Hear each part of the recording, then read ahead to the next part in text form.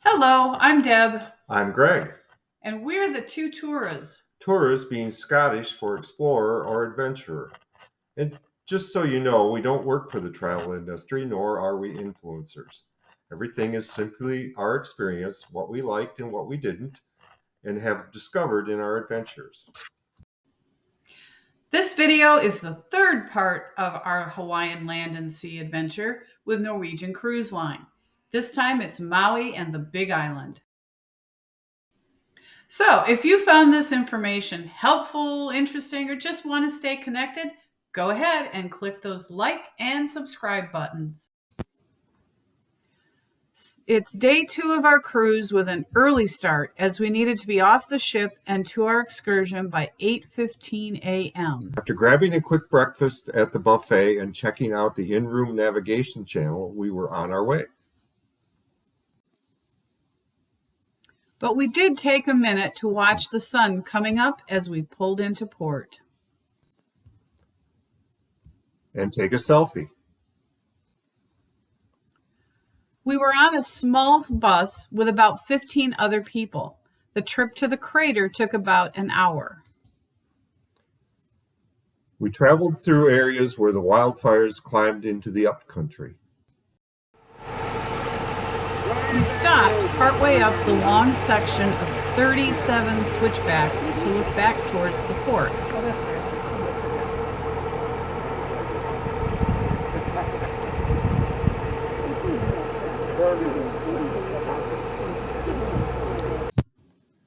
After passing through the summit entrance, we stopped at the headquarters visitor center. And we grabbed our jackets getting off the bus. It was about 80 degrees when we left the ship, but the temperature was dropping rapidly. Back on the bus, we drove about another 30 minutes to the Haleakala Crater Visitor Center at 9,740 feet of elevation. The temperature was now about 60 degrees with a very stiff wind, dropping it a little more for the wind chill. There were quite a few of the silver sword plants which are endangered. We were told that they die if people touch them. There is a project going on between the national park and several universities to reestablish the silver sword, as this is the only place they grow. The view is beyond amazing. It almost looks like an infinity pool where the edge of the crater disappears into the clouds. Happy anniversary to us. Greg decided he was going to go to the very top of the peak, despite being told that tour bus passengers were not supposed to go up that trail. He might be a rule bender. It was definitely worth it.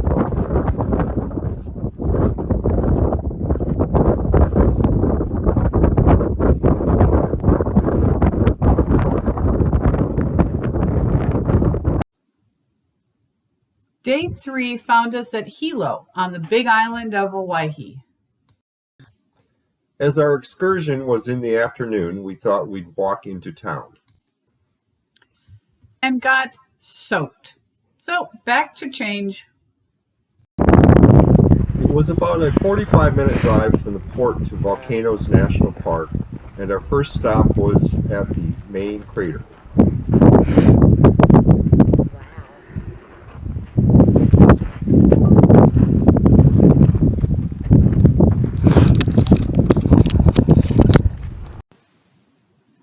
This is where the Jaeger Museum stands. Well, sort of. It was severely damaged in the earthquake that occurred with the eruption in 2018. The crater itself is huge, and it's rather eerie looking. It was a summit that has collapsed, taking not only the building but roadways on the other side with it. We were also able to see the tree with the ohia flower. This tree and flower are connected to Pele, as so much of the volcano lore is. And another selfie opportunity before getting back on the bus. Our second stop was at the steam vents. The steam vents really don't have a sulfur smell, more earthy, and it kind of reminded me of that odor that comes off a water bath canner when the lid is removed. There were meadow areas filled with flowers of all sorts growing wild, including this little orchid-like blossom. The final stop was at the visitor center where stamps for the book were essential.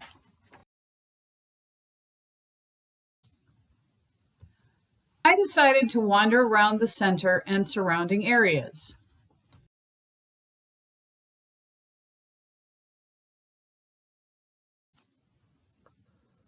While I took a quick hike to the Sulphur Banks Trail, that area did have a sulfur odor.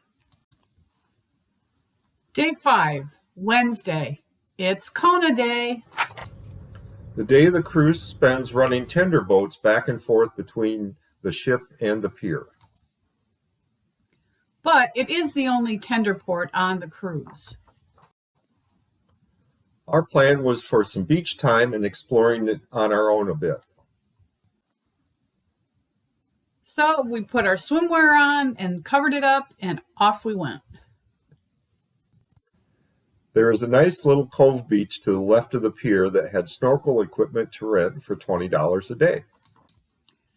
He grabbed a set for himself while I found a piece of beach with some shade from a palm tree. The water was pretty clear, especially in the shallows. These little silver fish were darting everywhere. The cove was being shared by snorkelers, swimmers, waders, kayaks, and even an outrigger canoe at one point. I watched some parasails take off from the end of the pier as well. To the left of the water was a hut and open area that was considered a sacred area to the Hawaiian people, and I and everyone else was leaving it alone. As it went past noon, we decided lunch was in order. Lots of choices, but we went to the Big Kahuna Beach Grill. The smash burgers were pretty good. Tsunami Blue, which were blue cheese and arugula, and Hit the Lip, which was pineapple, teriyaki sauce, and coleslaw. After lunch, we wandered the road that runs along the beach. There is access to the beach every block or so, as with the other islands, they are public. There was a lovely vista of the Pride of America from the beach. There are explanation signs all over the place. We saw the first church built on the islands. The Queen's Palace sits on the shoreline. While we wandered the grounds, we did not tour it as we had beachwear on, and that is not allowed inside. And then tried shave ice at the suggestion of a local. We were not sure about it, as from what we'd seen, they could be awfully sweet, but it was excellent. Apparently, the key is no ice cream, lighter tasting syrups, and then a cap of coconut snow cream. The lady who gave us the idea wasn't wrong. We then headed back to the ship about mid-afternoon, and time for a nap. And then we dressed for dinner, as this was our officers' dinner night, and headed up to the Aloha Lanai for a drink. We enjoyed our sail away with multiple rainbows over the island.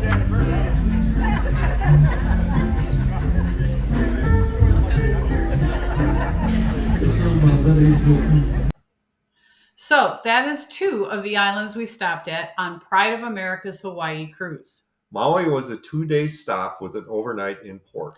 But we spent the second day on the ship. We wanted some downtime after a busy 3 days in Oahu. Let's talk a little bit about port security. It did surprise us, but it had been quite a few years since we cruised. Every time you go back onto the ship, you will need your driver's license if you are a U.S. citizen. This is why at embarkation, the security said don't carry your passport. Of course, if you're not a U.S. citizen, you will need your passport. Your ID will be checked twice on the way into each port, especially if you're in a vehicle. at the gate and at the security area. You will also need your ship card at the first checkpoint. After the second ID check, you will need to go through bag search and a metal detector. Sometimes they'll ask you to open your bag, and they mean all bags, included my tiny phone crossbody. And at some of the ports, they had scanners. Pay close attention because you are in a noisy warehouse type building, and many of the port agents can be a bit difficult to understand. The metal detectors seem to be set pretty sensitively. If you're wearing a bracelet or a watch, bring your arm up across the center of your body. But even then, things like an underwire bra can set them off. A lot of people ended up getting wanded. Just go with the flow. And as long as you're not bringing contraband aboard, you'll be fine. Should you have questions or want to find out more information, please go ahead and drop us a note in the comments below, and we'll do our best to get back to you as soon as possible.